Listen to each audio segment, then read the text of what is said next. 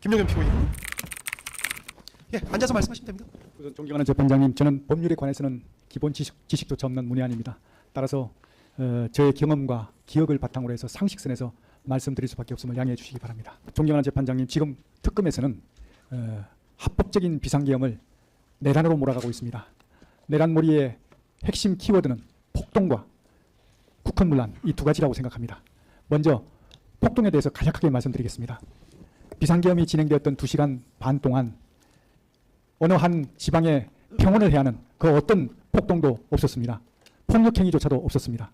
오히려 국회에 파견된 707 요원들은 그 수많은 수모와 함께 폭동을 유인하는, 그리고 폭동을 유발하는 그런 요인이 있었음에도 불구하고 참고 또 참아가면서 국민의 안전을 생각하며 임무를 수행했습니다. 잘 아시지 않습니까? 그 결과 단 한 명의 사상자도 없이 임무를 마칠 수가 있었습니다. 군인에게 실탄도 지급하지 않고 국민의 안전을 최우선으로 하는 그런 폭동 내란이 어디에 있습니까?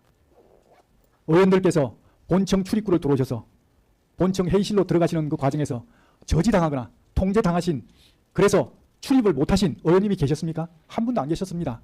왜 안 계셨습니까? 707 대원들에게 그런 임무가 부여되지 않았기 때문입니다. 이것이 어떻게 폭동이고 내란이 될 수 있습니까?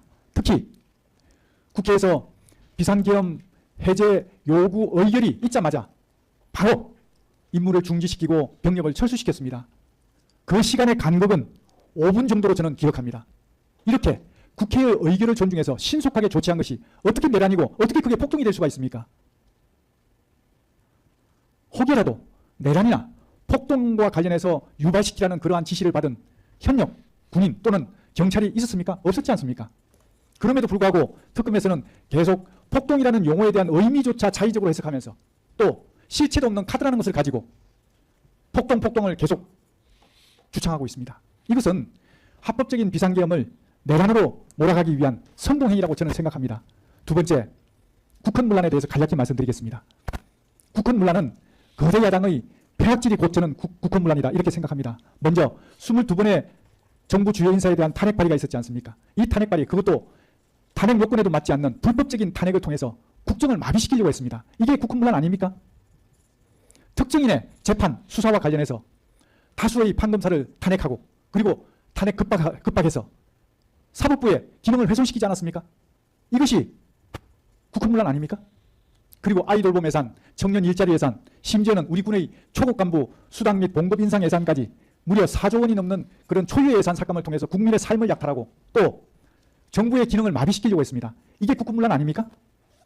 이러한 국헌문란 수준의 거대 야당의 폐악질에 대해서 그 심각성을 국민들에게 제대로 알리고 그리고 경종을 울리기 위해서 대통령님께서는 비상계엄을 선포하셨던 것입니다.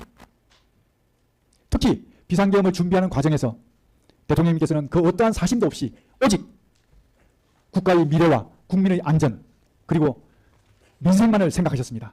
그 모습을 저는 옆에서 지켜봤습니다. 그렇기 때문에 대통령님의 뜻을 존중하지 않을 수가 없었던 것입니다.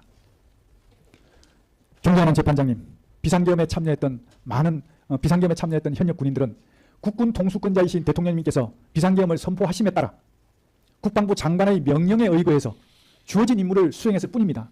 따라서 책임져야 할 일이 있다면 명령을 내린 국방부 장관에게 책임을 물으면 되는 것이지 현역 군인들에게는 아무런 잘못이 없다고 저는 생각합니다. 현장에 출동해서 임무 수행했던 어떤 지휘관 한 분이 정인으로 나와서 이 자리에서 정언을 말했습니다. 123 비상계엄과 똑같은 상황이 지금 이 순간 다시 발생하더라도 나는 명령대로 똑같이 행동했을 거라고. 이 말은 상당수 현역 군인들의 마음을 대변하는 것이라고 저는 생각합니다. 그럼에도 불구하고 지금 많은 현역 군인들이 명예를 짓밟히고 고통과 핍박 속에서 그야말로 내란몰이의 희생양이 되고 있습니다. 부디 이 무고한 현역 군인들까지도 재판장님께서 잘 살펴봐 주실 것을 간곡히 부탁드립니다. 존경하는 재판장님, 저는 육군사관학교를 졸업하면서 돌탑에 새겨진 문구를 보며 맹세했습니다. 내 생명 조국을 위해 바치겠노라고. 이 맹세는 지금까지도 이어지고 있습니다. 이 몸이 죽어서 자유 대한민국이 살 수 있다면, 이 몸이 죽어서 우리 군과 현역 군인들의 명예를 회복시킬 수만 있다면 100번이고 1000번이고 고쳐 죽어도 여한이 없습니다. 존경하는 재판장님, 하지만 그럼에도 불구하고 저는 지금 몹시 두렵습니다. 이 재판에서 제가 무거운 형벌을, 무거운 중벌을 받을까봐, 중형을 받을까봐 두려운 것이 아닙니다.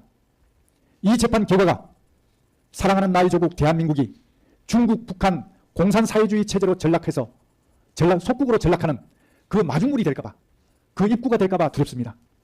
자랑스러운 대한민국이 베네수엘라처럼 될까봐 두렵습니다. 지금 대한민국은 체제전쟁 중에 있습니다. 소리 없는 전쟁, 보이지 않는 전쟁, 하이브리드 전쟁 중에 있습니다. 이 전쟁 결과에 따라서 대한민국은 미국, 일본 등 자유민주주의 국가들과 함께 번영을 지속해 나갈 것인가, 아니면 중국, 북한 공산사회주의 체제의 속국으로 전락할 것인가, 그 갈림길에 서 있습니다. 존경하는 재판장님, 부디 이 땅에 태어나서 이 땅에서 자라나 이 땅에서 살아갈 우리 후손들을 외람되지만 꼭 기억해 주실 것을 부탁드립니다. 감사합니다. 예, 알겠습니다.